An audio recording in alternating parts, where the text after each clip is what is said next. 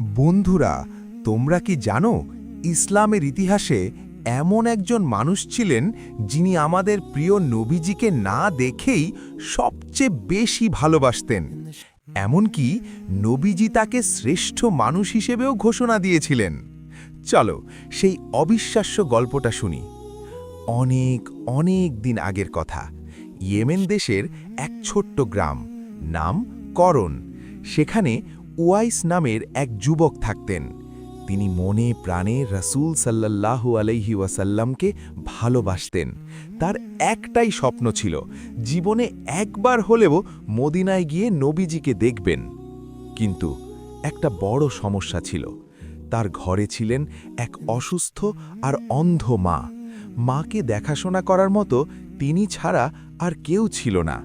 তাই চাইলেও তিনি মাকে একা রেখে কোথাও যেতে পারতেন না। একদিন তিনি মায়ের কাছে অনেক অনুনয় করে অনুমতি চাইলেন।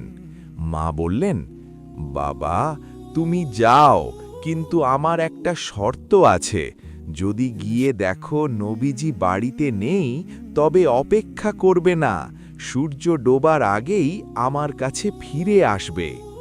ওয়াইস মহা খুশিতে দীর্ঘ পথ পাড়ি দিয়ে মদিনায় পৌঁছালেন। দৌড়ে গেলেন নবীজির দরজায়। কিন্তু হায়, তিনি জানতে পারলেন নবীজি বাড়িতে নেই, তিনি জিহাদের ময়দানে গেছেন। উয়াইসের মাথায় যেন আকাশ ভেঙে পড়ল।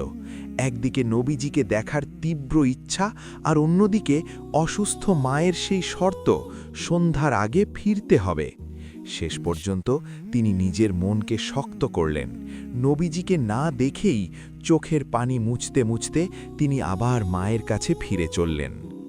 এদিকে নবীজি যুদ্ধ থেকে ফিরে এসেই বললেন, আমি আমার ঘরে জান্নাতি নূরের আভা পাচ্ছি, কে এসেছিল এখানে? নবীজি সাহাবীদের বলে গেলেন, আমার পরে উয়াইস নামের এক ব্যক্তি আসবে, সে তার মায়ের খুব সেবা করে, তোমরা তাকে পেলে আমার সালাম দিও আর তার কাছে দোয়া চাইবে। দেখলে তো বন্ধুরা, শুধুমাত্র মায়ের সেবা করার কারণে একজন সাধারণ মানুষ হয়েও তিনি কত বড় মর্যাদা পেলেন। এসো আমরাও আমাদের বাবা মায়ের সেবা করি।